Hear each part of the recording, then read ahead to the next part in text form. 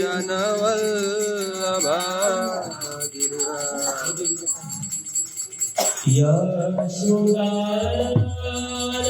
यशोदानन्दनो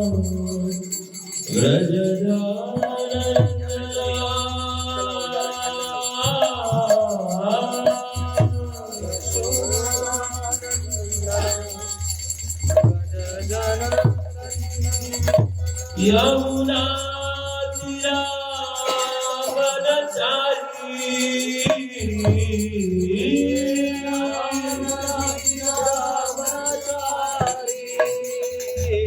जय राधा माधव कुंज बिहारी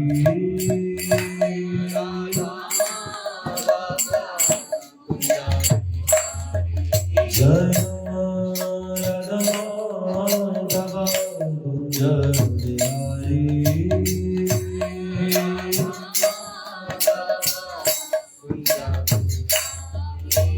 गोपी जनवल्लभ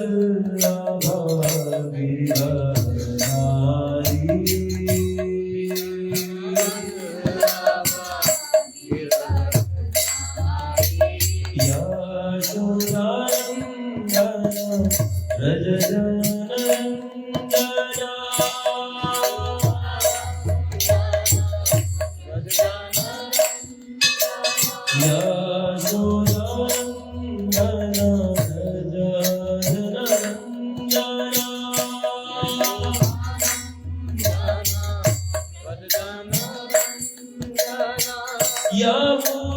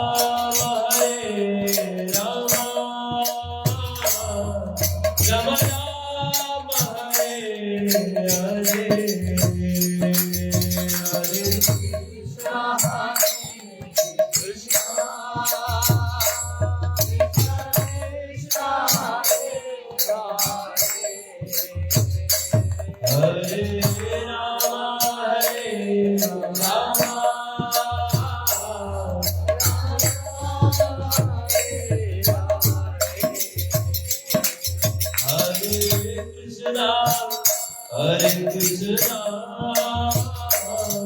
Krishna Krishna Hare Hare Hare Rama Rama Rama Hare Hare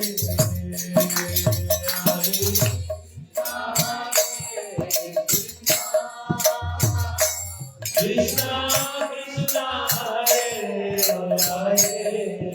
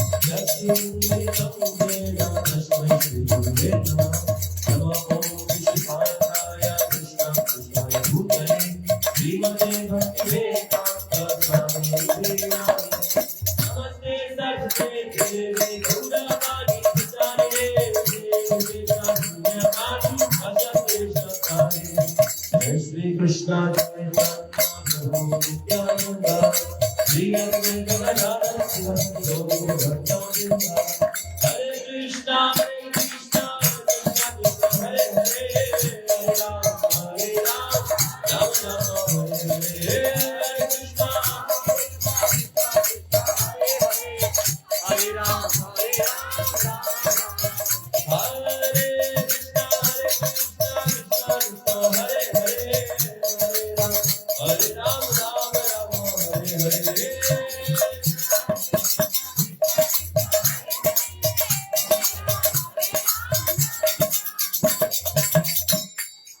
Shri Ram संकीर्तन की जय समवेत भक्तवृंद की जय गाय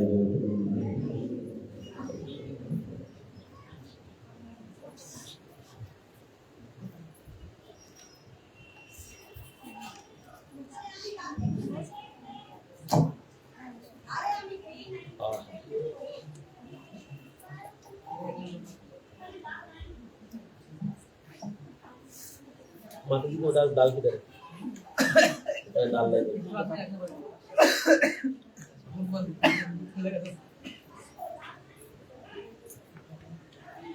हरे कृष्णा।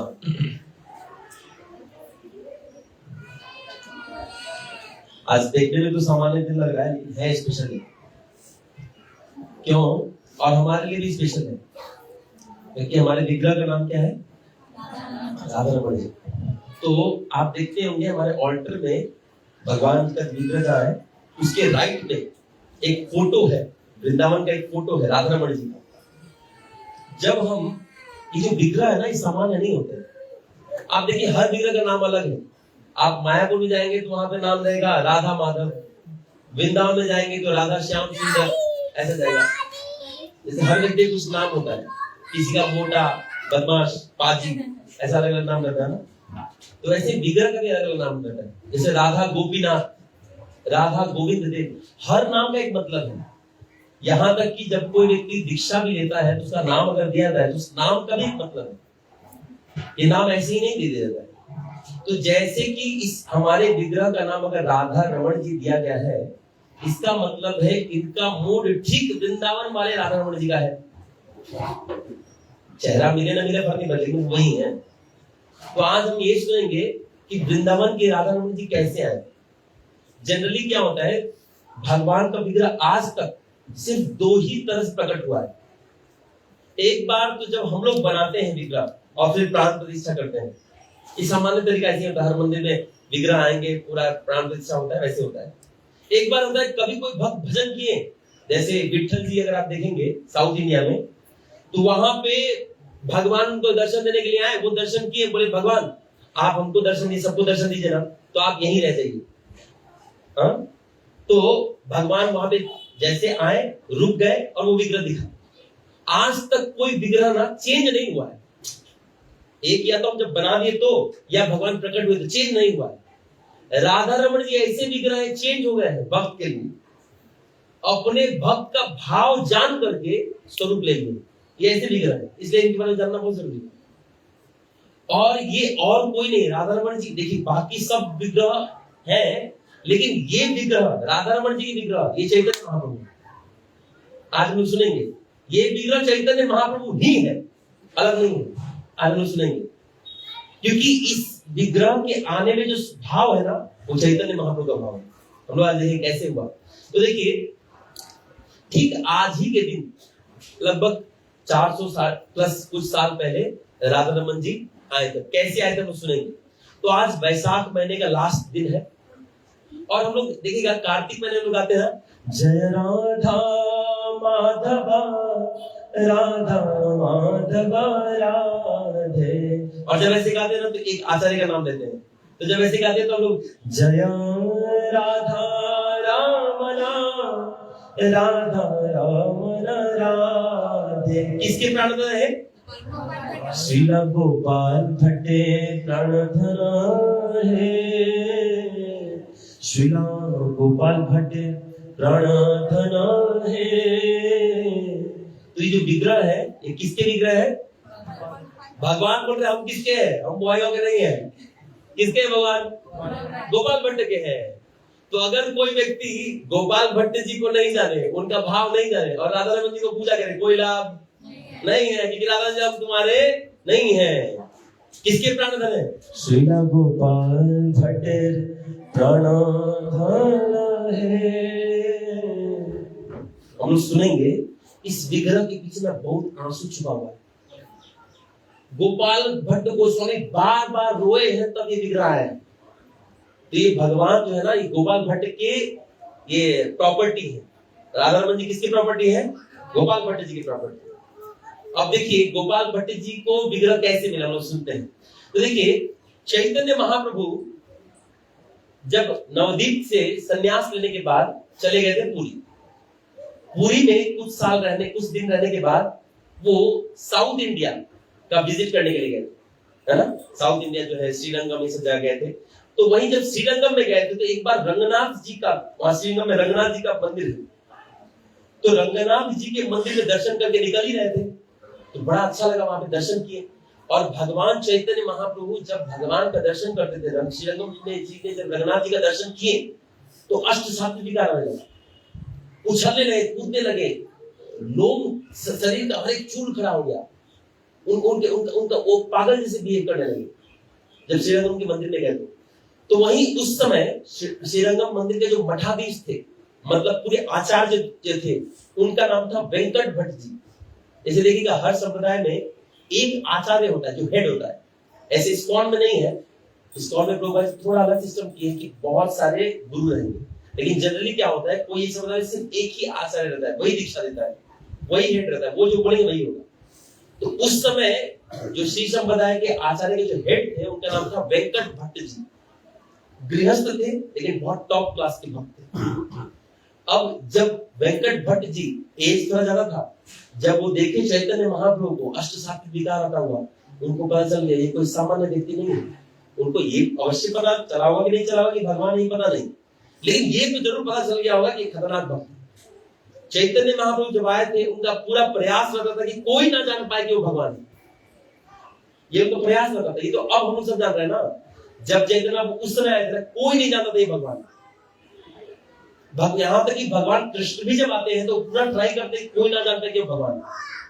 इधर देखिए कौन चला रहा है, तो भगवान का स्वभाव है, जब भगवान आते हैं तो अपनी माया से जड़ जगत के जीवों का आंख में पट्टा डाल देते हैं कि हम जान ना पाए। आप देखिए ना, हम ही को कौन सा पता चल रहा है कि भगवान है? आगे राधा जी बात है कि क्या चीज पूरी यानी लीची है कि नहीं? विग्रह सामने है। आपको बता दो एक बात, विग्रह एकदम साक्षात कृष्ण है, नाम साक्षात कृष्ण है, लेकिन भगवान हमको पता होने नहीं दे रहे। क्यों नहीं पता होने दे रहे? नाम साक्षात कृष्ण है। हरे कृष्णा बोलिए, साक्षात भगवान है भाई, अनुभूति क्यों नहीं हो रहा है? भगवान होने नहीं दे रहे। क्यों नहीं होने दे रहे? क्यों नहीं होने दे रहे? क्यों नहीं होने दे रहे? योग्यता क्या है? योग्यता का क्या है? क्या है योग्यता? हम रो नहीं रहे, हम रो नहीं रहे। भगवान अपने आप को आज तक किसी व्यक्ति को नहीं दिखाया है जो रोया नहीं है। तो इसीलिए गौर गोविंद स्वामी बताते हैं कि हमारा संप्रदाय है, हम लोग ये नहीं सिखाते आर्ट ऑफ लिविंग, हम लोग क्या सिखाते हैं? Art of crying. तो इस्कॉन में आकर के देखना चाहिए कि हम रोना सीखे हैं क्या भगवान के लिए। अगर रोना नहीं सीखे हैं तो हमें भगवान के पास जाकर रोना चाहिए कि भगवान इस्कॉन में आ गया लेकिन रोना नहीं सीख पाया। अगर ये भी नहीं रो पा रहा है कि रोना नहीं सीख पाया, ये भी प्रार्थना नहीं निकल रहा है, तो इसके लिए रोना चाहिए, भगवान इस्कॉन में आके रोना नहीं सीखा, इस कारण का दुख भी नहीं उत्पन्न हो रहा है, इसलिए मैं रो रहा हूं। लेकिन संभवतः हम क्या सिखाते? रोना सिखाते हैं। जो व्यक्ति रोया है उसी को अनुभूति होती है, और किसी को अनुभूति नहीं होती है। तो नाम की अनुभूति, विग्रह की अनुभूति उसी को होगी जो रोया है। हम आज सुनेंगे कैसे गोपाल भट्ट गोस्वामी रोए थे। तो चैतन्य महाप्रभु जब गए वहां पे साउथ इंडिया, वेंकट भट्ट जी देख ली, एज से तो ज्यादा थे, लेकिन सामने देखे कि तो सन्यासी है, सन्यासी का क्या एज? सन्यासी का मेरे से कम आयु का भी है, उसको प्रणाम कर देना चाहिए। तुरंत जाकर के प्रणाम किए चैतन्य महाप्रभु। प्रणाम करने के बाद बोले, हे नाम तो नहीं जानते थे, बोले हे सन्यासी, आप लगता है बहुत दूर से आए होंगे और आप तो भिक्षा करके रहते होंगे। जब भिक्षा ही लेना है तो सन्यासी का कर्तव्य है कि पतित जीवों के घर जाए, तो आइए हमारे घर में आज भोजन कर लीजिए। तो चैतन्य महाप्रभु ठीक है बोले कि कोई दिक्कत नहीं है। चैतन्य महाप्रभु पहुंच गए उनके घर, और घर जाने से पहले चैतन्य महाप्रभु वहीं के पास एक नदी है जिसका नाम है कावेरी नदी। 7 महान नदियों में से एक नदी है कावेरी। उसमें भगवान ने स्नान किया। स्नान करने के बाद वो उनके घर गए। तो वेंकट भट्ट जी जो थे, जो आचार्य थे श्री संप्रदाय के उस समय, उनका एक भाई भी था, छोटा भाई, और उनका एक लड़का था जिसका नाम था गोपाल भट्ट। अभी गोस्वामी तो नहीं हुए, गोपाल भट्ट। अब भट्ट क्या होता है, जैसे होता है ना हम लोग का गांगुली है, और क्या होता है ब्राह्मण लोग में, और क्या होता है भट्टाचार्य जी, आचार्य जी। तो वही साउथ इंडिया में वही जो ब्राह्मण कुल होते हैं उनका भट्ट टाइटल होता है। तो गोपाल भट्ट मतलब ब्राह्मण कुल से, तो ब्राह्मण कुल मतलब गुण भी था ऑफ कोर्स। तो वो गोपाल भट्ट भी बच्चा था। अब उन्होंने चैतन्य महाप्रभु बहुत अच्छे से सेवा किया। अभी गोपाल भट्ट का जन्म कब हुआ था? इनका जन्म हुआ था 1503 ईस्वी में, और चैतन्य महाप्रभु इनके घर गए थे 1511 ईस्वी में। तो उस समय गोपाल भट्ट गोस्वामी का एज कितना रहा होगा? 8 साल। 8 साल की आयु का जब थे तो चैतन्य महाप्रभु के घर में गए थे, और गोपाल भट्ट गोस्वामी साक्षात चैतन्य महाप्रभु का दर्शन कर रहे हैं। देखिए, जानते हैं भक्ति करने का सबसे सही टाइम क्या है पता है आपको? भक्ति कब शुरू करना चाहिए किसी को पता है? क्यों? बचपन से क्यों? बचपन से क्यों नहीं? बचपन में क्या दिक्कत है? अरे तो बचपन का भी हैबिट रह सकता ना यार। बचपन से क्यों करना चाहिए? सच बात तो ये है कि बचपन में जो बात सिखा देंगे ना, वो दिमाग में बहुत लंबा रहता है। एक बार मुझे याद है, मेरी माँ ने एक बार हमको बता दिया था कि मैं हनुमान जी मेरे भाई हैं। मैं इसको इतना सीरियसली लिया था ना, मैं स्कूल में लोग से मारपीट कर लेता था। बोले क्यों? बोले मेरे पास हनुमान जी है, डरा मत, पंगा मत क्यों से। सच्ची घटना बता रहा आपको, सच्ची घटना बता रहा हूँ। एक बार क्या हुआ, स्कूल में ये होता था ना, मॉनिटर होता है ना, मॉनिटर, क्लास का मॉनिटर, जो सब टीचर नहीं रहने से बदमाशी लकड़ी से मारता है। तो हमको बोला गया बदमाशी मत करो, पंगा मत लियो, हनुमान जी मेरे भाई हैं। बोले बड़े तेरे हनुमान जी भाई, बोला दिखाओ, मारो मुझे, हनुमान जी मेरे भाई हैं। वो लकड़ी का एक स्केल लगा था, बहुत जोर से मारा, हमको बहुत जोर से लगा। हम बोले हनुमान जी आएंगे। दूसरा बार, एक बार मारने के बाद बोला कि हम बोले और मारो, अंदर से बोल रहे थे मत मारो। और बंदा सीरियसली मार दिया। अब मेरा आंख से आंसू आने ही वाला था। अब मैं मंदिर से बोल रहा मत मारो, बोले और मारो, मार लो। और बंदा सीरियसली तीसरा बार मार दिया। और मैं हनुमान जी को इतना प्रगाढ़ रूप से याद करता, भगवान बचाइए, मर जाऊंगा मैं, आपके भरोसे में हूँ। अच्छा, तीसरा बार मारा ना, स्केल टूट गया दूसरा, और मेरा छाती फूल गया। हनुमान जी मेरे भाई। तो बचपन में अगर कोई कुछ बात गलती से बोल देना, बच्चे बहुत सीरियसली लेते हैं। इसलिए बचपन में ही भक्ति बताना चाहिए। अगर बचपन में बता देना कि ये तुम्हारे स्वामी है, हम कभी नहीं भूलेंगे।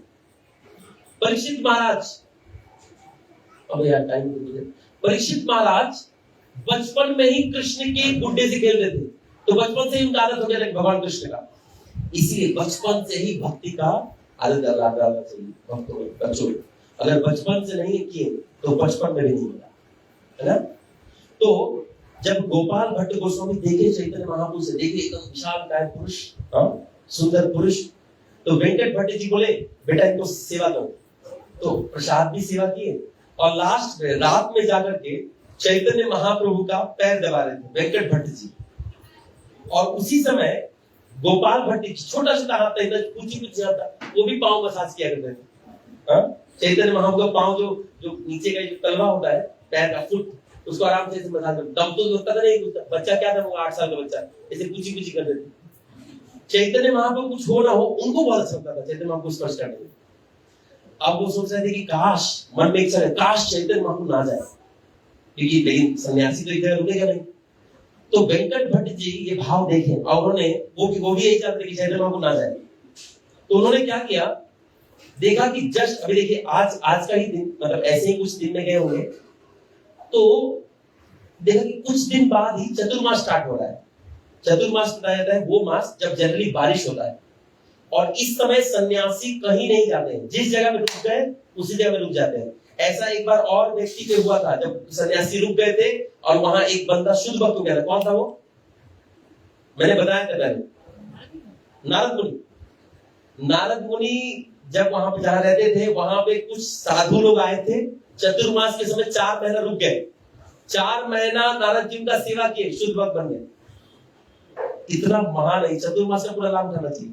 दिक्कत ये है कि अब ट्रेन आ गया है, साधु लोग आते हैं चले जाते हैं, ट्रेन में बंद हो जाने से ठीक है, साधु लोग अटक जाएंगे, जा नहीं पाएंगे। हर चीज का फायदा है तो नुकसान भी है। तो पहले के समय क्या था, ट्रेन ये सब था नहीं, बारिश में कहाँ जाएंगे साधु। तो वेंकट भट्ट जी चैतन्य महाप्रभु बोले, प्रभु महाप्रभु आप मत जाइए, 4 महीना यही रुक जाइए। तो बोले ठीक है, तो मान ली। और बोले 4 महीना हमारे घर में प्रसाद दे दीजिए। बोले ये ठीक नहीं है कि कोई ना कोई तो इन्वाइट करेगा, मैं हर दिन कैसे बोल सकता हूँ।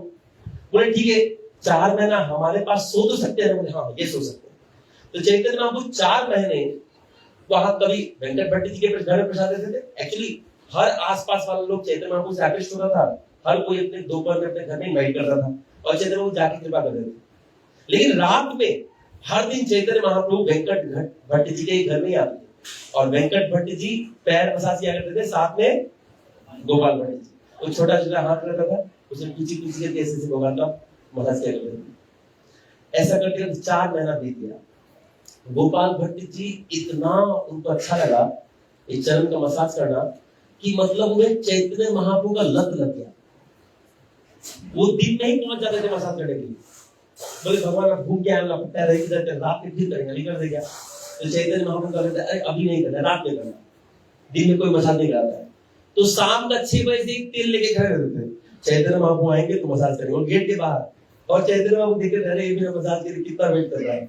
और मसाज भी कोई कितना करता है, हमारे माता पिता हमको मसाज करने के लिए बोलते कितना देर करेंगे, 2 मिनट करेंगे, हो गया होगा। तो अगर गलती से एक पांव दबा के माता पिता सो गए तो हम रफू चक्कर है कि नहीं, एक पांव टिक के भाग जाएंगे। मेरे भैया का स्वभाव था, एक पांव टिकते थे, पापा उन्हीं जगह सो गए तो भाग जाते। ये स्वभाव होता है, ये जल्दी लेकिन वो क्या करते थे, एक बार पांव दबाना शुरू कर देते, रुकते ही नहीं थे। रात 9 बजे शुरू करें तो 12 बजे तक चीखते रहते थे। चैतन्य को बोलना पड़ा जाओ तो जाते थे। सोचिए 4 महीना दबाए चैतन्य महाप्रभु, 4 महीना स्पर्श किए। तो 4 महीने बाद जब चैतन्य महाप्रभु जगह को छोड़ रहे थे तो गोपाल भट्ट जी रोने लगे, छोटे बालक थे, रोने लगे। वेंकट भट्ट जी बोल रहे थे कि उनको पता था कि चैतन्य महाप्रभु रुकेंगे नहीं। वेंकट भट्ट जी कुछ बोले नहीं, बोले ठीक है आप 4 महीना तक कृपा की, बहुत कृपा की। लेकिन गोपाल भट्ट जी रोने लगे, बोले आप जा रहे हैं ना, हमको भी साथ में लेके जाइए। तो चैतन्य महाप्रभु बोले कि मैं तुमको साथ में लेके क्या करूंगा। बोले देखिए मैं सुना हूँ सन्यासी लोग असिस्टेंट रखते हैं, तो मैं आपका छोटा पूछी असिस्टेंट रहूंगा। किसी को आपसे मीटिंग होगा ना, किसी को ऐसे डूबने नहीं दूंगा, आपका पाँव मसाज मैं करूंगा, कोई आएगा हमसे परमिशन लेके अंदर घुसेगा। तो चैतन्य महाप्रभु हंसने लगे, बोले नहीं बच्चा ऐसा नहीं बोलो। क्यों नहीं बोलो? बोले क्या दिक्कत है अगर मैं आपका असिस्टेंट बन जाऊं, कोई दिक्कत है क्या? बोले तुम्हारे असिस्टेंट बनने से कोई दिक्कत नहीं है, लेकिन तुम्हारे माता पिता डिवोटी हैं। तो जिस व्यक्ति के माता पिता डिवोटी हैं उसको माता पिता का सेवा के बाद ही भगवान का सेवा करना चाहिए, ये समझना चाहिए। अगर माता पिता भक्त हैं तो माता पिता की सेवा करना परम धर्म है, उसके बाद भगवान की सेवा करना। ये कहां से शिक्षा मिलता है? ये किस भक्त के चरित्र से शिक्षा मिलता है? विठल जी के कोई भक्त नहीं थे, पुंडरीक जी, जिनके घर विठल जी आए थे। पुंडरीक जी अपने माता पिता वैष्णव माता पिता की सेवा कर रहे थे। भगवान आए, बोले मेरा दर्शन ले लो। बोले रुकिए। बोले कहाँ रुकूं, यहाँ तो पूरा मिट्टी है, कादो है, कीचड़ है। बोले रुकिए, कोई ईटा फेंक रहा हूँ। तो ईटा फेंकी, ईटा से फेंके। बोले भगवान इस पे खड़ा हो जाइए। तो भगवान इस पे खड़ा हो गए। उनका नाम हो गया इट्ठल। वो तो बाद में इट्ठल बोलते बोलते विठल हो गए, लेकिन एक्चुअली उनका नाम था इट्ठल। भगवान खराब नहीं पाए, लेकिन भगवान ये नहीं बोले ये क्या बात है यार, मैं आया तुम मेरे को आया नहीं। कुछ नहीं, अगर माता पिता भक्त है, अच्छे भक्त है, वैष्णव है, तो पहले उनका सेवा करना जरूरी है। वो व्यक्ति ब्रह्मचारी नहीं बने तो कोई दिक्कत, अगर ब्रह्मचारी बनना भी चाहता है और माता पिता का गृहस्थ बन जाए कोई दिक्कत नहीं। तो चैतन्य महाप्रभु को वेंकट भट्ट जी ने बोला 8 साल की आयु में, बोले देखिए हमको इसे मत बुझाइए, हम आपके साथ नहीं रहेंगे। तो चैतन्य महाप्रभु ने कहा कि देखो पहले तो तुम्हारा धर्म माता पिता की सेवा करना है। एक काम करो, हमको समझ में आ रहा है कि तुमको विवाह करने की इच्छा नहीं है, तो तुम क्या करो, तब तक घर में रहो जब तक माता पिता जीवित। जिस दिन माता पिता दोनों प्राण त्याग दिए, तुरंत चले आना वृंदावन। क्योंकि चैतन्य महाप्रभु बोले मैं कहां मिलूंगा तुमको, वृंदावन। चैतन्य महाप्रभु बार बार कहां जाना चाहते थे, वृंदावन। तो ऐसा करते करते वो वेट कर रहे थे। गोपाल भट्ट गोस्वामी, गोपाल भट्ट जी 1511 ईस्वी से 8 साल की आयु से वेट कर रहे, कब मेरे माँ बाप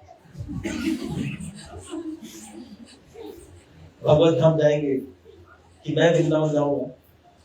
हर दिन जाके सुबह चेक करते थे, शाम से वो चल रहा है, ठीक है आज रहना पड़ेगा, ऐसा चिंता करते थे।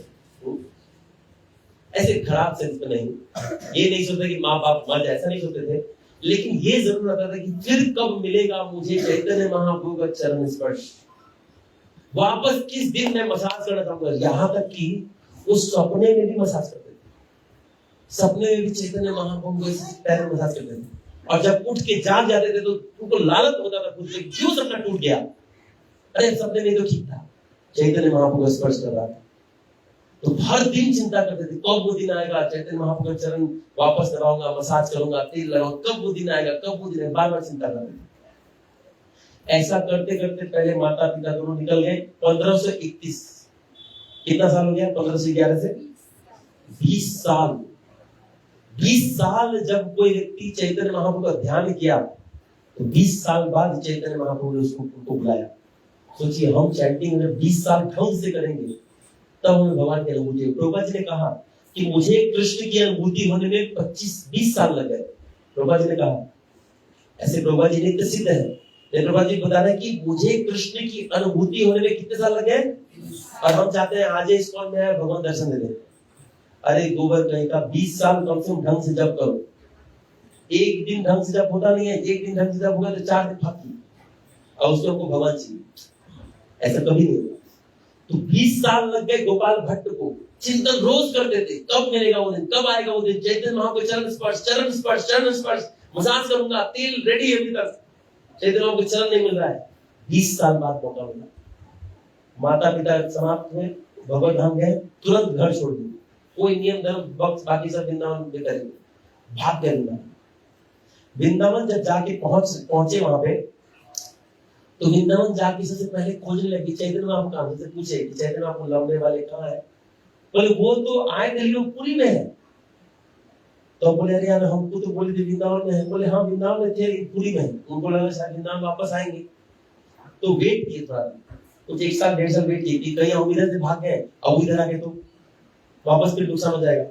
तो वेट किए कि मैं थोड़ा वेट करता हूँ कि चैतन्य महाप्रभु आ जाए। वेट किए 2 साल तक कोई खबर नहीं आया। अब तीसरा साल जाने ही वाले थे पुरी, सोचे कि और वेट नहीं कर सकता, अब जाता हूं पुरी, भगवान का चरण दर्शन वहीं करूंगा, वहीं भगवान का मैं मसाज भी करूंगा। तो एक बहुत बुरा शॉकिंग खबर मिल गया। क्या खबर मिला? खबर ये मिला कि चैतन्य महाप्रभु अंतर्ध्यान हो गए। चैतन्य महाप्रभु 48 वर्ष की आयु में 1534 ईस्वी में वो अपना लीला संवरण कर ली। ये सुन करके गोपाल भट्ट गोस्वामी कितने दुख में चले गए कि एक स्टेट ऑफ शॉक में चले गए। अच्छा आपको पता होना चाहिए गोपाल भट्ट गोस्वामी हमारे सठ गोसाई में से एक है, ये पता है कि नहीं सब लोगों को? सबको पता है नहीं बात? आप देखिए हमारे ऑल्टर में यहाँ राइट साइड में 6 गोस्वामी खड़े हैं, छोटे छोटे बहिर्वास पहनकर, उसमें से एक है गोपाल भट्ट गोस्वामी। ये लोग वो चुने हुए व्यक्ति हैं। तो ये इन 6 पे चैतन्य महाप्रभु ने कृपा किया था। अब सोचिए एक बार खाली 4 महीना के लिए चैतन्य महाप्रभु ने कृपा किया, उसके बाद छोड़ के चले गए। और ये उन्हीं के लिए सर इतना दिन 20 साल वेट किए, वहां जाकर के 2 साल और वेट किए, 3 साल, उसके बाद भी चैतन्य महाप्रभु नहीं मिले। तो क्या करेंगे वो? हम क्या बोलेंगे? हमें श्याम नाम मिला, हमें श्याम नाम मिला, पूरा रो रहे दिन भर। लग रहा है कि जीवन बोले समाप्त कर देंगे जीवन। बोले अब मैं जीवन रखना नहीं चाहता। जिस कारण से मैं 23 वर्ष तक रुका चैतन्य महाप्रभु का चरण स्पर्श करने के लिए, अगर वो स्पर्श नहीं मिला, इस हाथ का कोई जरूरत नहीं है, इस शरीर का कोई जरूरत नहीं है, अभी चल जाता हूं सुसाइड करने। सोच रहे थे प्राण कैसे निकल जाए, भगवान को भिक्षा मांगते थे कि भगवान मेरा प्राण हर लीजिए। बार बार रोया करते थे, दिन रात आंख से आंसू गिरता रहता था और रोते रोते सोते थे और उठते उठते रोते थे। मैंने बताया ना, जो रोता है वही पाता है, जो रोते नहीं है वो पाते नहीं है। तो चैंटिंग के समय हमको हंसना है ना रोना है? रोना है। अगर चैंटिंग के समय मन नहीं लग रहा है, हरे कृष्णा कृष्णा कृष्णा हरे हरे, हरे राम राम राम हरे हरे, यहां से शिक्षा लेना चाहिए। गोपाल भट्ट गोस्वामी का भाव कितना पवित्र है, देखिए। चैतन्य महाप्रभु समझ जाते थे, संसार का विषय वस्तु कोई भी उनके हृदय में नहीं था, इतना पवित्र भाव होने के बाद भी उनको भगवान नहीं मिले। इसका मतलब क्या है? इसका मतलब ये है, जो भगवान को प्राप्त करना चाहता है, भगवान उसके जीवन में पूरा परीक्षा ले। अगर हमारा सब कुछ ठीक चल रहा है, कोई दिक्कत नहीं, प्रभु टाका पैसा आस्ते से घर सब ठीक है, आप पे भगवान का कृपा नहीं हुआ है। अगर चैंटिंग में बाधा आए, तबीयत खराब हो रहा है, गला खराब हो जा रहा है, कोई और हर दिन दिक्कत आ रहा है, समझिए हम सही रास्ते में हैं। दिक्कतें अच्छी हैं, दाग अच्छे हैं है ना, एक ऐड में था ना साइड में कि दाग अच्छे हैं, वैसे ही भक्ति में समस्या अच्छा है। भक्त समस्या से डर जाता है, क्यों समस्या आ रहा है, लेकिन अच्छा भक्त समस्या को गले लगाता है, आओ, क्योंकि समस्या नहीं, वो कौन है? कृष्ण है, जो समस्या के रूप लेके आपको आलिंगन करने आता है। लेकिन 23 साल लग गया, लेकिन भगवान प्राप्त नहीं। इतना पवित्र भाव है, फिर भी हमारा तो पवित्र भाव नहीं है। चिंता नहीं है, हमारे पास प्रोपाल है, प्रोपाल कंसेशन है। एक कूपन कोड होता है ना, एक जगह हम शॉपिंग करने जाएंगे ऑनलाइन, तो उसमें डिस्काउंट कूपन होता है, वो कूपन लगाने से 50% डिस्काउंट, 60% डिस्काउंट मिलता है। तो हमारा भाव नहीं है, जो हमारा भाव में कमी है वो प्रभुपाद जी पूरा करते हैं। बोले तुम ढंग से 16 मना करेगा, बोले करूंगा, इतना से भगवान बोले टाल लेंगे तुमको, चिंता मत करो, तुम्हारे अंदर भाव आने से रहा। तुम लोग हो रेगुलर, तुम्हारा अटेंडेंस नर्क का है, तुम लोग को बोरा भर कर लेके जाएंगे।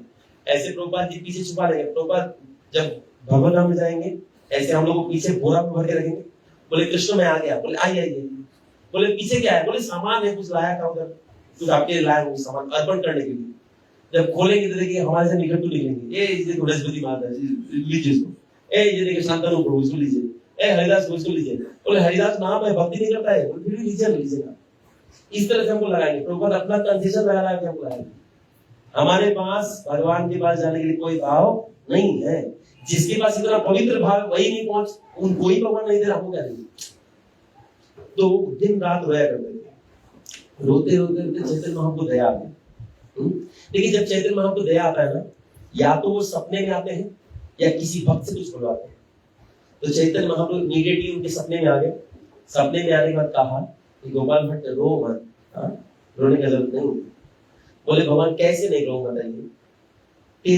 23 साल आपके लिए रुका कि आपका चरण का स्पर्श हो, और आपने ही मुझे छोड़ दिया, बताइए। आप चाहे तो रुक सकते थे ना, या आप चाहे तो मुझे डायरेक्टली पूरी बुला सकते थे, कम से कम 2-3 साल तो कर लेता चरण स्पर्श, वो भी नहीं हो पाए। मुझे शरीर नहीं रखना चाहता।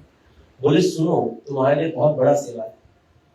बोले मैं अभी सेवा नहीं समझता, मैं आपको प्राप्त नहीं कर पाया, मैं कुछ कर नहीं पाऊंगा।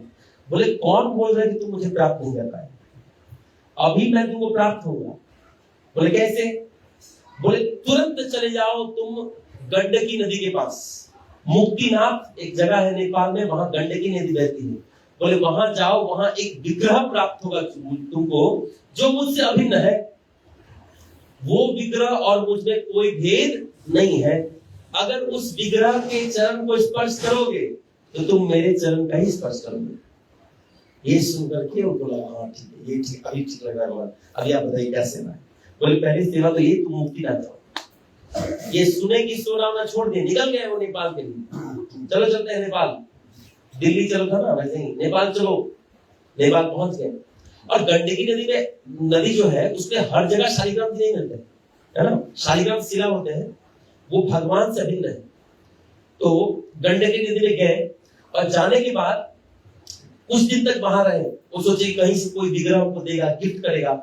तो क्या हुआ, वो सोचे कि ठीक है भगवान तो नहीं मिले, कम से कम भगवान का वचन ही पालन कर ले, तुरंत निकल गए। यहां से एक शिक्षा लेना चाहिए। शिक्षा ये है कि अगर कभी ऐसा हो कि मेरे प्रिय व्यक्ति मेरे साथ नहीं है, कम से कम उनका तदीय, उनका उत्तरी, उनका करतार, उनका बैग, उनका जब बैग, ये सब भी अगर मेरे पास है ना, तो हमको उनकी अनुभूति हो सकती है। ठीक वैसे ही अगर उनका आदेश भी मेरे पास है तो भी उनकी अनुभूति हो सकती है। अगर बार बार एक जीव अपने प्रिय व्यक्ति के वचनों को ध्यान करता है तो वो उस व्यक्ति का ही संग कर रहा है, ठीक है ना। तो चैतन्य महाप्रभु का संग कर रहे हैं, कैसे कर रहे हैं? उन आदेश के माध्यम से। एक विशेष शिक्षा है लास्ट में, मैं भूल जाऊं इसलिए आपको याद दिलाएगा, एक विशेष शिक्षा है। तो उसके बाद चले गए, गंडकी नदी में स्नान किया करते थे। अब सोचे विग्रह आएंगे। एक दिन क्या हुआ, सुबह सुबह स्नान किए गंडकी नदी में, सन्यासी थे तो लोटा था। अब लोटा में नहाने के बाद सन्यासी क्या करते हैं? अपने लोटा में पानी भरते हैं, थोड़ा पानी वानी पीना पड़ेगा, तो लोटा में से उठाए पानी, तो पानी उठाने के बाद जय श्री राधारमण राधा माधव नरसिंहदेव पंचतत्व भगवान की। एक दिन लोटा में पानी उठाए तो देखिए कि इसमें 12 शालिग्राम शिला चले आए। देखिए हमारे मंदिर में भी सामने की तरफ शालिग्राम शिला है। ये शालिग्राम शिला भगवान से अभिन्न है। शास्त्र में बताया गया है कि 2 शिला साक्षात कृष्ण है, एक है शालिग्राम शिला और एक है गोवर्धन शिला। ये दोनों शिला का अभिषेक करने का या प्राण प्रतिष्ठा करने की जरूरत नहीं, ये साक्षात भगवान है। इन शिला के पास में आप भोजन रख दीजिए, भोजन ग्रहण कर लीजिए, कतना है थोड़ा। तो जब वो गंडकी नदी में पूरे जगह में शालिग्राम शिला नहीं मिलते, थोड़ा सा एक जगह नहीं मिलते हैं। अब ये स्नान किए तो देखिए 12 शालिग्राम शिला आ गए। तो ये सोचे अरे ये शालिग्राम शिला है, ये कैसे आ गए? मतलब उनको पता नहीं चला, वो सारा को वापस पानी में डाल दिया। तो सोचे फिर से पानी भरता हूँ, दूसरा जगह से भरता हूँ, फिर दूसरा जगह से भरे, फिर वो 12 शालिग्राम शिला आ गए। बोलिए क्या हो गया? फिर पानी में किधर आ गया? तो वापस इधर गिरा, अब तो पीछे जाके वो भरे वो पानी। अब जब वहां भरे तो वहां भी वो 12 शालिग्राम शिला आ गए। अब उनको लग रहा है यार ये कुछ तो प्लान है भगवान। तो वो 12 शालिग्राम शिला तो रख लिए, और रखने के बाद लेके चले गए अपने आचार्य सीनियर वैष्णव के पास, रूप गोस्वामी सनातन, सोचिए उधर लेके जाते हैं। कुछ भक्तों से पूछा तो उन्होंने बताया कि ये शालिग्राम जी आपसे सेवा लेना चाहते हैं। तो सोचे भगवान तो बोले थे विग्रह देंगे, ये तो विग्रह नहीं, तो शालिग्राम शिला तो शेप में नहीं रहते हैं, गोले गोले रहते हैं। तो ठीक है भगवान की अगर यही इच्छा तो यही करेंगे। देखिए यहाँ से एक शिक्षा बता देता हूँ आपको कि शालिग्राम शिला कैसे प्राप्त करें, तो बता देता हूँ, 15-20 मिनट और लगेगा क्लास में। शालिग्राम शिला प्राप्त करने का उपाय ये तरीका ये है कि अगर कोई गंडकी नदी में जाए और शालिग्राम शिला उसको स्वयं आ जाए तो शालिग्राम शिला बना सकता है। ये नहीं कि उसको नीचे खोज रहे हैं, हाँ मिला रे ये तो नहीं है, आप मिल गया, ऐसे करके लाएंगे प्राप्त हो जाएगा। एक और उपाय है शालिग्राम शिला को प्राप्त करने का, हाँ ये बताओ। अगर किसी के पास शालिग्राम शिला है और उसको चोरी कर दे तो पूजा कर सकते हैं। किसी का घर में शालिग्राम शिला है और आपकी गंदी नजर है, उसको टाप ले तो आप उसको पूजा कर सकते। यही तो तरीका है, और कोई तरीका नहीं है शालिग्राम शिला को प्राप्त करने का। एक्चुअली ये मुझे एक वैष्णव ने बताया था, मैं कहीं पढ़ा नहीं, एक वैष्णव बताया था कि भगवान बहुत पसंद करते हैं, मेरा इतना डिमांड है, वाह चोरी कर रहा है, I will go with you. तो भगवान को कोई लेना चाहता है, भगवान बताओ एकदम आई। और अगर कोई अच्छे सेवा नहीं करता है तो शालिग्राम शिला भाग भी जाते हैं। अगर शालिग्राम जी कोई अच्छे सेवा नहीं करे, वो देखिए कि उधर आसन से गिर जाएंगे, जाओ वैसे। और मैं तो यहाँ तक सुना हूँ खाली पढ़ा कहीं नहीं, कि अगर शालिग्राम शिला का ढंग से सेवा तो मल्टीपल भी होते हैं, 1 के 2 हो जाते हैं। तो शालिग्राम शिला का सेवा कैसे करना चाहिए? जिनके घर में भी शालिग्राम शिला है, खाली शालिग्राम जी को अगर नहला देके अगर तुलसी पत्थर ऊपर नीचे रख दिया जाए, उतने में संतुष्ट रहते हैं, और कुछ नहीं चाहिए, बिंदास एकदम आराम से सो जाएंगे। एक और बात, जिनके घर में शालिग्राम शिला है, जहां भी शालिग्राम शिला है, वहां का 1 किलोमीटर का रेडियस पूरा तीर्थ रहता है। आपको तीर्थ भ्रमण का फल वहीं मिल जाएगा। कहीं आपको तीर्थ में जाना है, उस जहां शालिग्राम शिला का पूजा होता है वहां आसपास में ही है, हमारे इस्कॉन मंदिर में होता है, मैं तीर्थ में रहता हूँ। 1 किलोमीटर का रेडियस यहाँ पे पूरा तीर्थ रहता है। ये बस इंफॉर्मेशन दे दिया। अब वो लेकर के निकल गए। आपको पता ही होगा शालिग्राम शिला में क्यों बने थे, भगवान को अभिशाप दिया था माता तुलसी ने, ये भी नहीं बताऊंगा, ठीक है, मैं ऑलरेडी पहले के क्लास में बता चुका हूं। तो अब वो लेकर के निकल गए। लेकर के निकलने के बाद जब वो पहुंचे, आगे जाते थे, पहले वहां पे डायरेक्टली नहीं गए। पहले वहां पे डायरेक्टली नहीं गए। वो सोचे कि थोड़ा मैं आस्ते आस्ते तीर्थों को जब बाहर निकला तो कुछ घूम के जाऊं। तो पहले हरिद्वार गए, और हरिद्वार के बाद एक सहारनपुर नाम के गांव में गए। तो सहारनपुर नाम के गांव में जब वहां गए तो एक ब्राह्मण आया, बहुत अच्छा ब्राह्मण था, सद ब्राह्मण था, लेकिन उसका कोई बच्चा नहीं था। तो जाके गोपाल भट्ट गोस्वामी के पास बोलते हैं कि हे गोपाल भट्ट गोस्वामी, मैं सुना हूं आप बहुत बड़े संत हैं, तो आप थोड़ा आशीर्वाद दीजिए ना कि मुझे पुत्र हो जाए। तो गोपाल भट्ट गोस्वामी ने आशीर्वाद दिया, ठीक है तुमको पुत्र होगा। अब उनकी कृपा से एक नहीं दो पुत्र हो गए। एक का नाम था गोपीनाथ, दूसरे का नाम था दामोदर। ठीक है, अब देखिए यहां से एक शिक्षा लेना चाहिए। गृहस्थ अगर चाहे तो सन्यासी से पुत्र मांग सकते हैं, अपने वंश को बढ़ाने के लिए नहीं। एक भगवान का भक्त मांगे तो ऑथोराइज। गृहस्थ के लिए अच्छा पुत्र जन्म देना बहुत जरूरी है। तो या सन्यासी से या भगवान से पुत्र मांग सकते हैं, ये शिक्षा मिलता है। अब देखिए जो 12 शालिग्राम शिला था ना, उसमें से एक शालिग्राम शिला, उनका नाम गोपाल भट्ट गोस्वामी ने रख दिया था दामोदर। क्या नाम रखा था? दामोदर। और रोज जिस दिन से वो शिला प्राप्त हुआ था, रोज उस शिला को उसी तेल से मालिश करते थे जिस तेल से चैतन्य महाप्रभु का चरण मालिश करते थे। और आंख बंद करके जब मालिश करते थे ना, तो वो स्मरण करते थे कि चैतन्य महाप्रभु का चरण है। ये सोच सोच के रोज चैतन्य महाप्रभु का चरण समझ के दामोदर शिला को एकदम अच्छे से मालिश किया करते थे। तो एक बार क्या हुआ, नरसिंह चतुर्दशी का तिथि आसपास का समय था। जैसे कल हमारा नरसिंह देव का चतुर्थी था, नरसिंह चतुर्थी उसी के आसपास का समय था, 2-4 दिन पहले की बात थी। अब जब नरसिंह देव का चतुर्थी होने वाला है तो उसका अभिषेक हुआ। अभिषेक के बाद भगवान को डेकोरेट किया जाएगा। अब डेकोरेट किया जाएगा तो भगवान को नया नया ड्रेस पहनेंगे।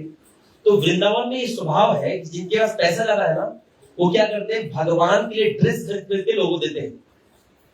तो एक बार एक अमीर व्यक्ति था, धनवान व्यक्ति था, वो क्या किया, खोज रहा था, खोज के सन्यासी लोग को खोज रहा था और उनको दे रहा था, ये लीजिए आपके विग्रह के लिए कपड़ा, बांसुरी, लोटा, जो भी चीजें था, मुकुट, ये सब दे रहे थे, खड़ाऊ दे रहे थे।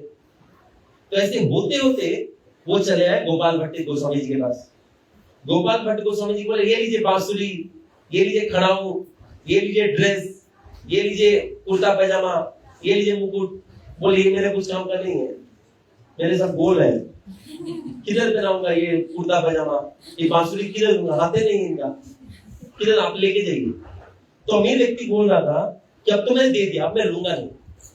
आप सन्यासी हैं, अगर दे दिया तो आपसे लूंगा नहीं।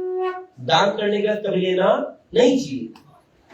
तो उस समय गोपाल भट्ट गोस्वामी जब वो ड्रेस देखे तो उनको याद आ गया कि चैतन्य महाप्रभु को मैं ऐसे ही ड्रेस में देखा था, उनके पैर मसाज किया करता। और नरसिंह चतुर्दशी का ही रात में जब वो देखे कि सब जगह में नरसिंह देव का अभिषेक हो रहा था, तो उनको याद आ गया कि मेरे पास एक विग्रह नहीं है। चैतन्य महाप्रभु ने कहा था कि विग्रह देंगे, लेकिन दिया उन्होंने शालिग्राम शिला, विग्रह नहीं दिया। ये अफसोस करके रात में रो रहे थे, फिर से रो रहे थे। रात में चिंता कर रहे थे कि मेरे पास कोई विग्रह नहीं है। अगर मेरे पास एक विग्रह होता ना, तो मैं भी उनका श्रृंगार करता। ये बांसुरी है, इन सबसे उनका श्रृंगार करता। मन मन में गाने लगे, श्लोक गुनगुनाने लगे। वंशी विभूषित तरा नवनीर दावा पीतांबर दरुणविंद फलाधरोष्टान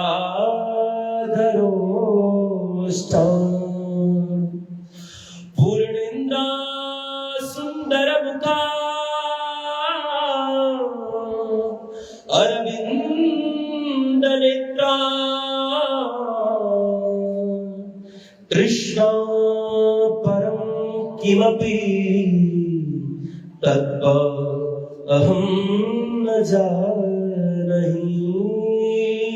कृष्ण परम किमपि तत्व अहम न जानामि। ये बोल बोल के ऐसा सोच सोच के कि काश मेरे पास भी विग्रह रहते तो मैं भी भगवान को वंशी विभूषित करा, मैं वंशी से विभूषित करता। नवनीर दावा पीतांबर, पीतांबर पहना था भगवान को, ये पीला वस्त्र पहना था। अरुणविंद फला दरोष्ठा, पूर्णेंद्र, ये सुंदर नेत्र को मैं भी सजाता, मैं भी मस्कारा लगाता, मेरे पास भी रहता तो मैं भी कुछ भगवान को मुकुट से सजाता। ऐसा सोचने लगे वो। हाँ, सोच सोच के रो रहे हैं और लेटे हुए हैं। ड्रेस लेकर के, ड्रेस हाथ में था, वही लेकर लेट करके वही सोच रहे हैं कि काश मेरे पास भी होता, काश मेरे पास भी होता, काश मेरे पास भी होता। हाँ? ऐसा करते करते सो गए।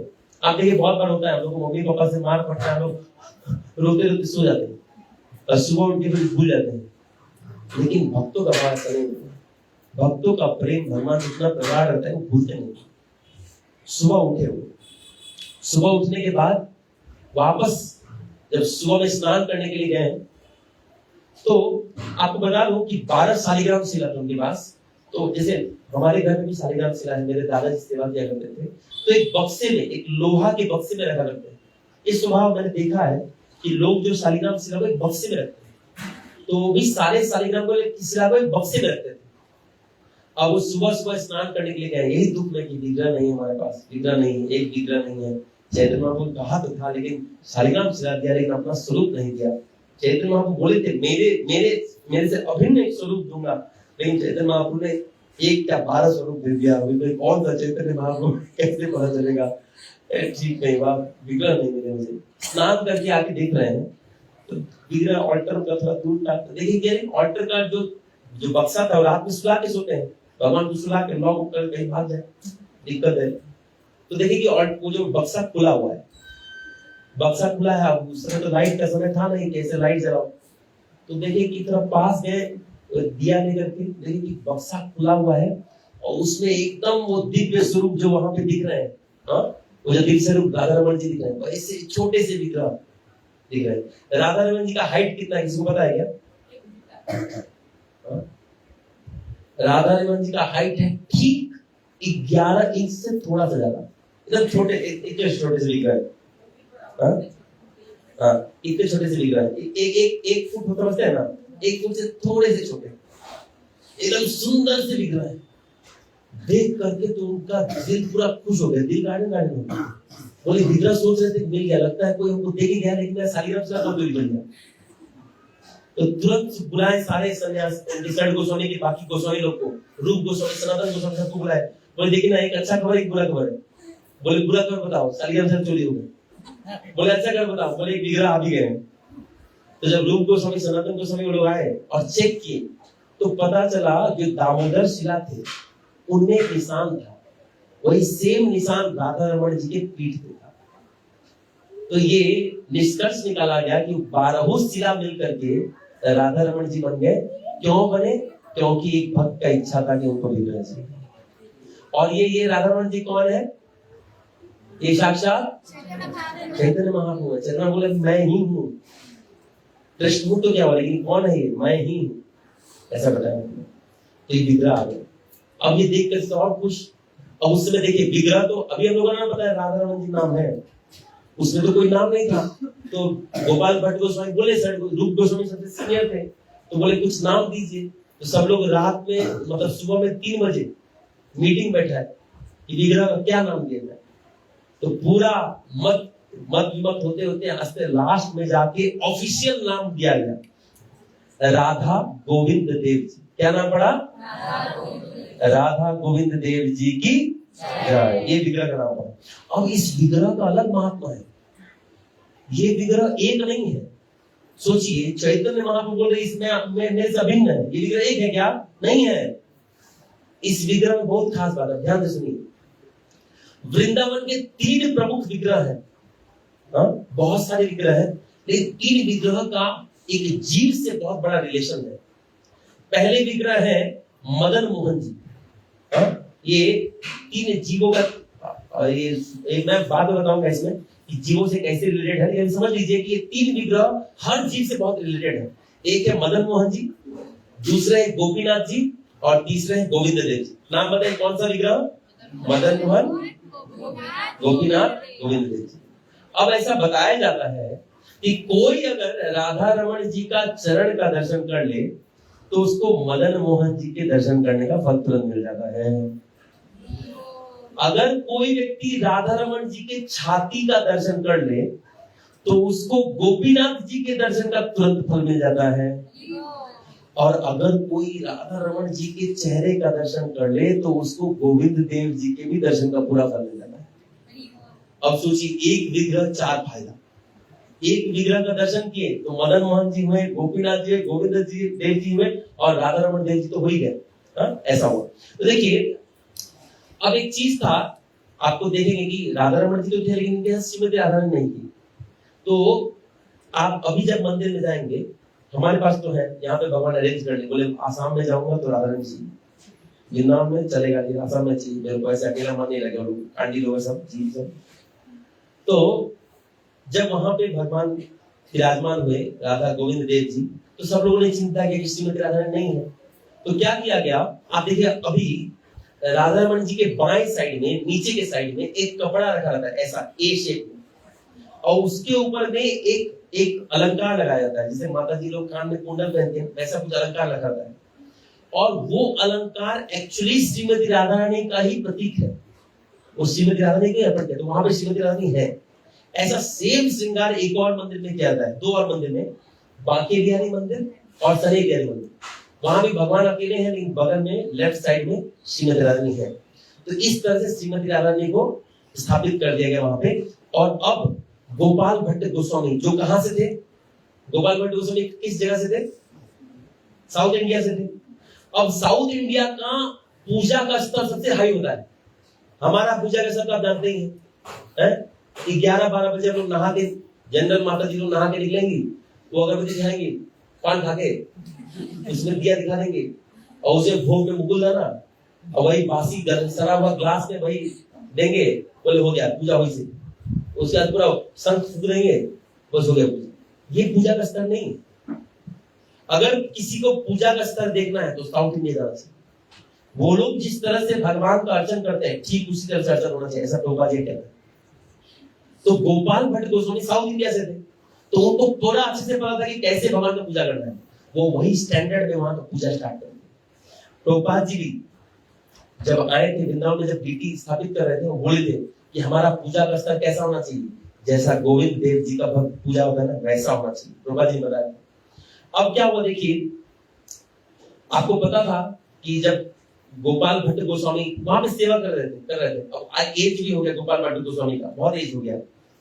अब आपको पता था जब वो 12 शालिग्राम सेवा लेकर के आ रहे थे, तो रास्ते में एक ब्राह्मण मिला था, ब्राह्मण का पुत्र नहीं था, उसको आशीर्वाद दिए तो कितना पुत्र हुआ था, 3, है ना, और 2 हुआ था। ठीक से ध्यान है सबका। नाम क्या था उसका, दामोदर और गोपीनाथ।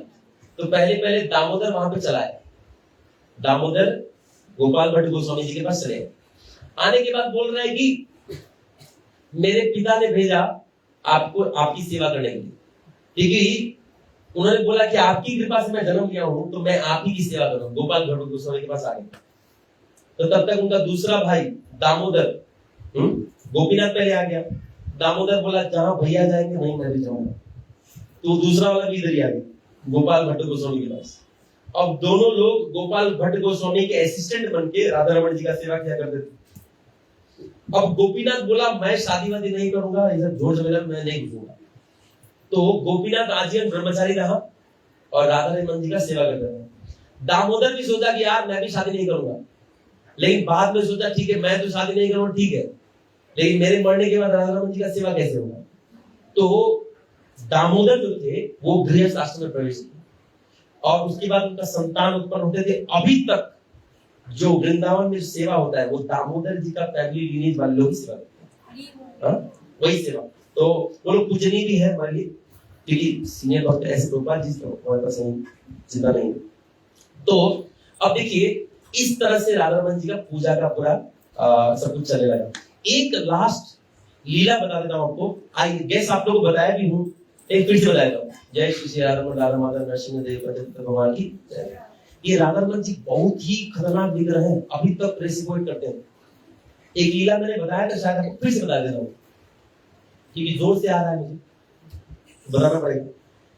एक बार क्या हुआ, देखिए भगवान को जब हम लोग अलग अलग समय में अलग अलग धुन बजाते हैं, जैसे सारे गमपा है ना, ये प्रभुपाद जी भागवत में भी लिखा है कि हर एक धुन ये जो भगवान की सेवा के लिए बना है। इसलिए हम लोग सुनते हैं राग यमन, जैसे राग यमन है, मैं बहुत बार बजाया करता हूँ। ये शाम का 6 बजे से 9 बजे तक भगवान को सुनाने का है। हाँ, भगवान इसमें थोड़ा शांति से एंजॉय करते हैं। वैसे ही एक और राग है, राग भैरवी। ये जो राग है ये भगवान को सुबह सुनाया जाता है, ये भगवान का अलार्म टोन है। जैसे हमारा अलार्म टोन होता है ना, वैसे राग भैरवी जो है ये भगवान का अलार्म टोन है। तो ये कैसा है मैं आपको सुना देता हूँ। इसमें ऐसे गाते हैं, बोलते हैं कि जागो मोहन प्यारे, जागो मोहन प्यारे, सांवरी सूरत मोरे मन भावे, सांवरी सूरत मोरे मन भावे, सुंदर लाल हमारे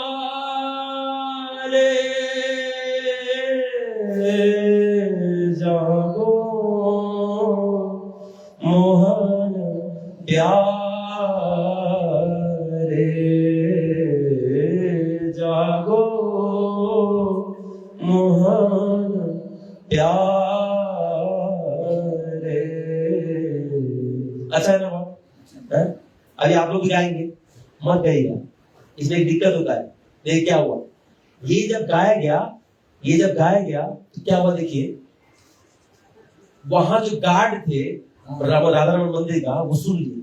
सुनने के बाद दिन भर गा रहे हैं, जागो मोहन प्यारे, जागो मोहन प्यारे। दिक्कत ये हो गया, वो बंदा गार्ड रात भर गाता था। अब भगवान को आदत है कि सुबह 4 बजे सुनेंगे, ये सुन के जग जाते थे। तो पुजारी की ऑल्टर बंद करने आ करके जाएगा, ऑल्टर बंद किया, उधर से गार्ड शुरू हो गया, जागो मोहन प्यारे। भगवान ने आज का हाथ बड़ा जल्दी किया, भगवान फिर टाइम नहीं करे, ये कौन गा रहा है मेरे को, पता नहीं, शायद जल्दी गा रहा, उसकी मेरा भ्रम हुआ होगा। भगवान फिर सो गए, फिर सोने के बाद फिर शुरू हो गया वो, भाव आता ना, एक बार गा के फिर चुप हो जाएंगे, फिर ऐसा लगेगा, जागो मोहन प्यारे। भगवान फिर जाके ऐसे करके रात भर गाता रहा, रात भर भगवान को प्लीज नहीं। सो के फायदा क्या है, 2 मिनट बाद अलार्म बजा देगा, तो भगवान सोए नहीं। अब जो रात भर नहीं सोया एक दिन, अभी गार्ड तो रोज गा रहा है, भगवान तू गा, तू ऐसे कर, मैं नहीं सोने वाला। 4-5 दिन हो गया, भगवान सोए नहीं। अब जो बंदा 4-5 दिन तक नहीं सोएगा उसका हालत क्या होगा बताइए, भगवान खड़ा रह पाएंगे? तो 5वें दिन जब पुजारी उनका श्रृंगार करने के लिए गया, तो श्रृंगार कर तो भगवान का मुकुट बार-बार गिर रहा है। देखिए कोई नहीं सोए तो कैसे होगा, ऐसे होगा ना।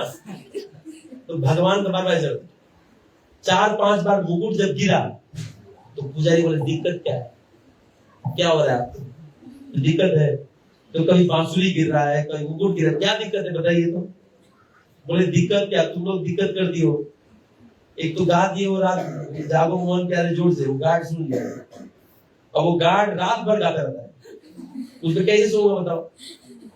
ट्राई करता हूँ, थोड़ा बहुत नींद आता है, फिर तोड़ देता है वो। तो बोले क्या बात कर रहे हैं, उसको कैसे बजा, बोले पता नहीं, हम तुम लोग सिखाया होगा, वो अलार्म उसको कौन सिखाया बताओ, रात भर गाता है वो, तुम लोग तो ठीक से सोता है, जागो मोहन प्यारे बोलता है, हमको बुलाता है, तुमको तो बुलाता नहीं। मैं रात भर जगा रहता हूँ। बोले रुके, गया पुजारी, जाके गार्ड बोला निकलता है, निकालता है, नौकरी से निकाल दिया। बोले क्यों, बोले ये धुन गाने के लिए। बोले क्या बात कर रहे हैं, नौकरी से निकाल दिया। निकालने के बाद अब उसके बाद पुजारी सोचा अब तो भगवान आराम से सोएंगे, अब कुछ पूछा नहीं भगवान से। ये सच्ची घटना है, ज्यादा दिन पहले की घटना नहीं है, 10-15-20 साल की पहले घटना हुई। तो फिर अभी देखा 7-8 दिन बाद फिर भगवान वही दशा, बार-बार भगवान का मुकुट गिर रहा है। बोले अब तो गार्ड को निकाल दिया, अब कौन गा रहा है? भगवान बोला कोई नहीं गा रहा है। तो अब आपका नींद क्यों नहीं हो रहा है? बोल रहे कि दिक्कत ये था कि पहले मैं उस धुन को सुन के जगता था, वो गार्ड इतना दिन से सुना रहा था कि अब उसी का धुन सुन के मैं सोता हूँ। तो रात में जब वो जागो मोहन प्यारे गाता था थोड़ा बहुत नींद आ जाता था। अब उसका इतना आदत हो गया ना कि अब वो बिना सुने नींद ही नहीं आ रहा है। अब तुम लोग उसको भगा दियो, इसलिए मैं 7-8 दिन से सोया नहीं। तो वापस उस गार्ड को खोज के लाऊं। वो गार्ड थोड़ा एक बार रात जागो मोहन प्यारे गाएगा तब मैं सोऊंगा। पहले अलार्म टोन था ना, अब इसको रात का टोन भी बना दो, ठीक है। तो उस गार्ड को वापस बुलाएगा, वो गार्ड गाता था तो भगवान सो गए। ये भगवान अभी कुछ दिन पहले करता है। तो ऐसे हैं हमारे राधा रमन जी। हम बहुत फॉर्चुनेट है कि हमारे मंदिर में जो भी हमारे सीनियर डिवोटीज थे वो राधा रमन जी का विग्रह है। ये और कोई नहीं, कौन है? चैतन्य महाप्रभु। और बहुत मर्सीफुल विग्रह है। एक विग्रह का दर्शन करने से 4-4 विग्रह का दर्शन होता है। और याद रहे कोई बीच में जागो मोहन प्यारे नहीं गई हो तो भगवान हो जाएंगे, ठीक है ना? ठीक है, अभी हम लोग इतना ही कि आज हमारे सदानंद प्रभु जी का बर्थडे भी है, तो केक वेक काटेंगे हम लोग। बहुत इंपॉर्टेंट है, अगर उनको नहीं जगाएंगे ना भगवान हमको निकाल देंगे। बहुत इंपॉर्टेंट है, वो भगवान का सेवा करते हैं। जो भगवान का सेवा करते हैं। अच्छा, एक शिक्षा बाकी रहेगा, एक शिक्षा जल्दी बोल देता हूँ। देखिए, गोपाल, आप लोग याद नहीं कर रहे काफी लोग हैं, गोपाल भट्ट गोस्वामी का रति इतना चैतन्य महाप्रभु में कैसे लग गया? 4 महीना उनके साथ में रहे, शिक्षा लेना चाहिए। वैष्णव के साथ कुछ दिन रहना चाहिए, सीनियर वैष्णव के साथ कुछ दिन रहना चाहिए। हमारा दिक्कत ये हो रहा है कि इस्कॉन इतना बड़ा संप्रदाय है कि कभी कोई सन्यासी लोग का संग करना मिलना बहुत मुश्किल है। किसी व्यक्ति को 4-5 महीने का संग मिल गया किसी सन्यासी के साथ, खत्म, और वापस नहीं आएगा, निकल लेगा उनसे, भगवत धाम का टिकट मिल जाता है। 4 महीने का संग किए गोपाल भट्ट गोस्वामी भगवत धाम, 4 महीने का संग किए नारद मुनि भगवत धाम, 4 महीने का संग किए हम लोग अपना यही रह गए। इतना साल से अपना संग कर रहे, यही रह जाता। तो सन्यासी लोग का अगर संग, वैष्णव, शुद्ध वैष्णव का संग 4 महीने का मिल गया, उद्धार हो जाएगा। प्रभु जी इसका शरीर जिसको मिला है, संग का फायदा उठा लियो, 4 महीने का छुट्टी लीजिएगा, निकल के संग कर लीजिएगा। ये मौका हमारे पास है। जो भी हो बाकी सब भगवत धाम जाएंगे ऑफ कोर्स, क्योंकि प्रभुपाद जी हमारे पास है। जगत गुरु श्री प्रभुपाद की, गोपाल भट्ट गोस्वामी महाराज की, राधा रमन जी की, इस वे सदाराम प्रभु आविर्भाव तिथि महामहोत्सव की, राय गौर प्रेमानंदे। ठीक है, धन्यवाद। हरे कृष्णा। किसी का प्रश्न हो आपस में पूछ लीजिए, अपना संग कर लीजिए। धन्यवाद।